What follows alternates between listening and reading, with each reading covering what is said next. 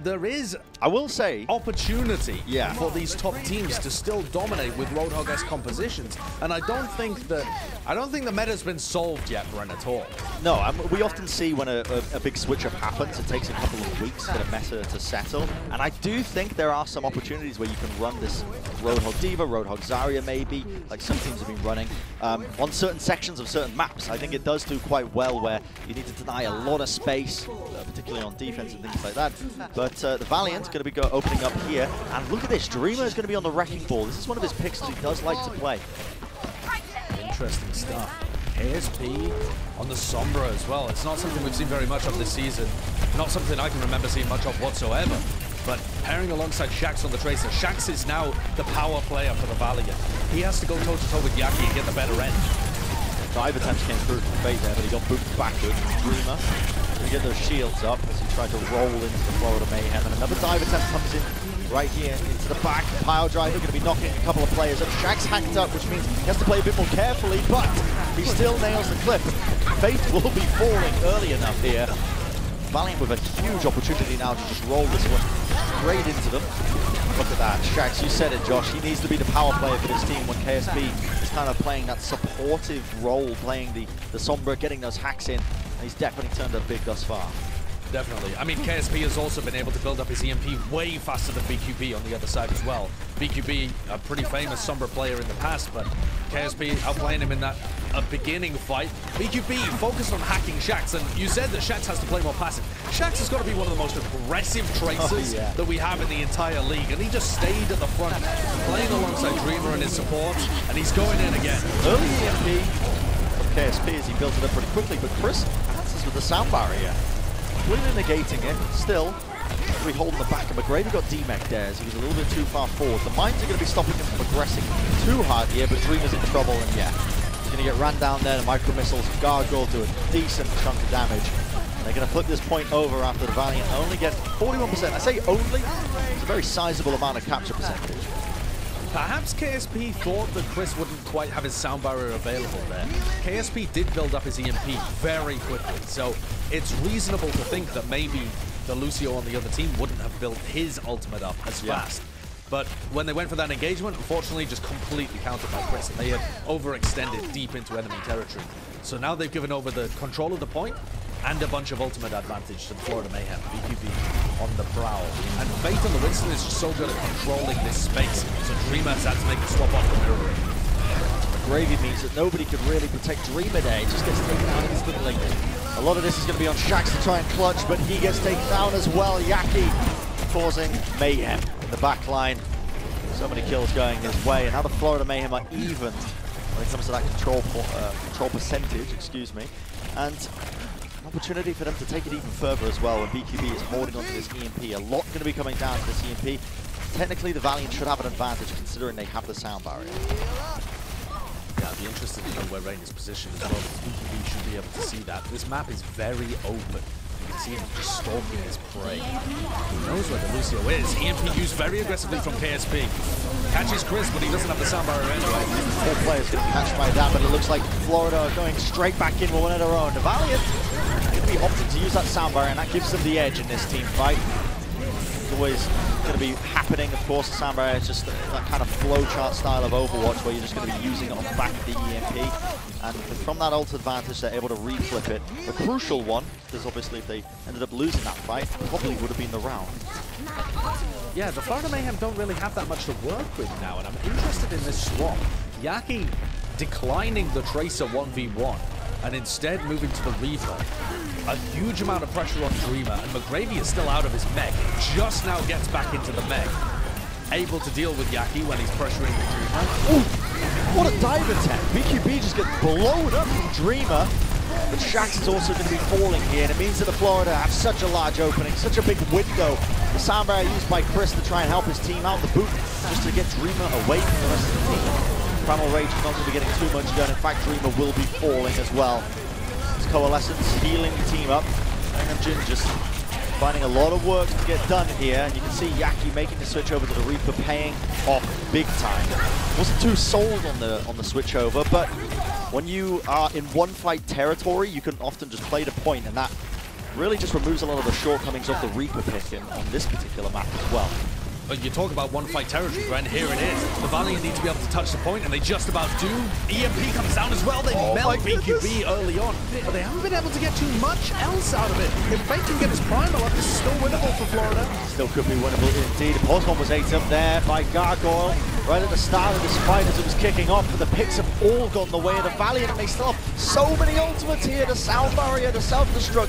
This surely should be a flip, and indeed they do. A bit of time now for Florida Mayhem. They can stop for just a few brief moments before they have to recontest this one now. But the self-destruct comes through. The Valiant, they want to play aggressive. That comes out. It's going to be catching on to Gargoyle. No one able to really just take him out and bring him down, but Gangnam Jim falls as he was using the Coalescence. Shax, the defender of the point, the sound barrier overlaid on top as BQB falls. Means that there's no threat of the EMP being brought out whatsoever. Still, Florida Mayhem continue to fight on as the sound barrier is going to be used on their side of things.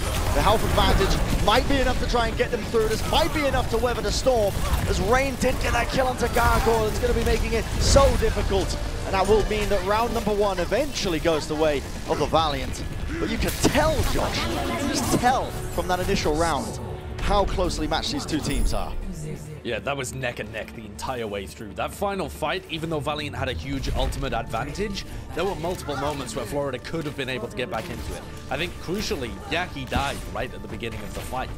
Okay, BQB goes down, but he's on the Sombra. You can still kind of pull your way back from that 5v6. But when Yaki dies and your damage isn't quite there, then it gets a bit more difficult. This stage is definitely better for the Reaper than the Tracer, I think. Oh yeah, so I understand Yaki staying on it. I'm wondering what Shax is going to do. Do you remember the Shax 6K on Reaper from this map before? That was on Mecha Mason. Yeah. See if we can come out with something just as spectacular for the beginning of the 2020 playoffs. He's going to be playing that role here. The team's going to be matching on the high ground. Again, that's what the intention is. It's very broad. It's going to be slamming into each other. It will mean that Fate goes down pretty early here. He overstepped himself just a tad.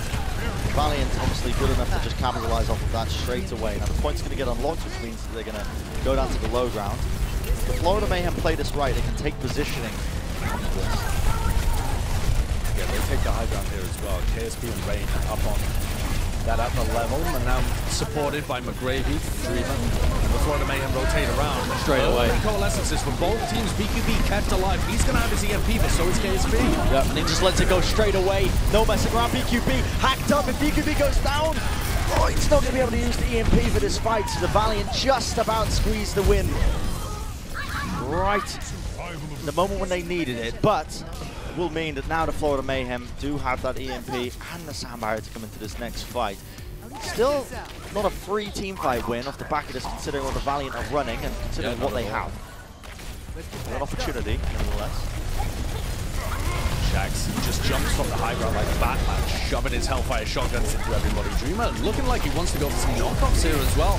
Can't quite manage it. He's had to disengage. The Valiant have taken a lot of damage here, and Shax falls. Fate hacked up, but he's still pretty healthy. And the Florida Mayhem have just absorbed all of that aggression and shredded it. That is such a fantastic fight there from the Florida Mayhem, because look at the ultimates. They only used the Primal Rage on Fate. Dreamer was forced to use his to try and contest as well, but it was Fate who got all the value. Dreamer was going for those knockoffs, but the positioning from Florida just completely disallowed all of it.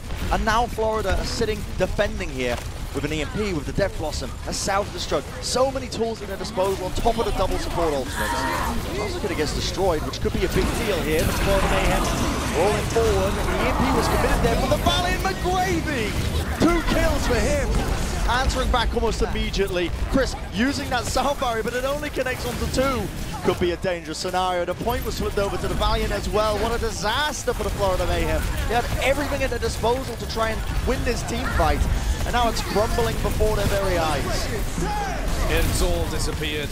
Rain uses his sound barrier, catches on to 5 players, and the Florida Mayhem are going to take so much damage here. Every ult that the Florida Mayhem had was expended in a fight where they lost control of the point and lost multiple players. What a bomb from McGravy, and now Valiant, they just clean this up and they've got the round. This team fight has not stopped.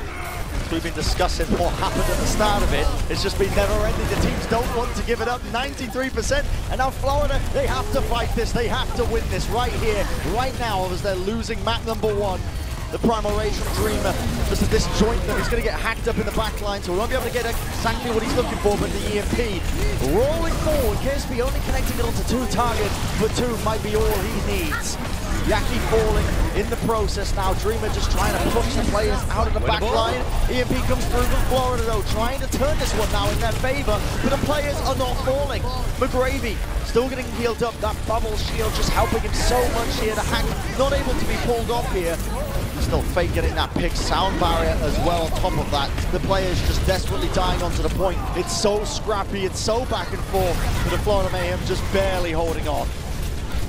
Yeah, they have just cleaned up this fight by the skin of their teeth. The ultimate's coming up in the middle of that engagement, the EMP available, the primal from Fate just to keep his team alive and keep the point contested. And then Chris and Gundamjin with their support ultimates towards the end. But they have sacrificed all of those ults just to have one last gasp of life. 40%, but they're staring down the barrel of double support ultimate. A Death Blossom. They've got Primal and they're going to have EMP in this fight as well. The Valiant have all the advantages here. Forced positioning as Florida down to the low ground. This is it, do or die. Sound barrier comes through. BQB desperately trying to build up this EMP. He's finally got it. Will he let it go? He does indeed. But it only catches Lastro. And now Shags rolling it in with the Death Blossom. Trading out the kills. Yaki going to be falling here. The overtime will still tick. Opportunity maybe for the Florida Mayhem, but with that D-Mech, their hope will just dwindle more and more. Shags, again, shot after shot, going to be nailing on the opposition, and just like that, that is going to be map number 1 going the way of the Los Angeles Valiant.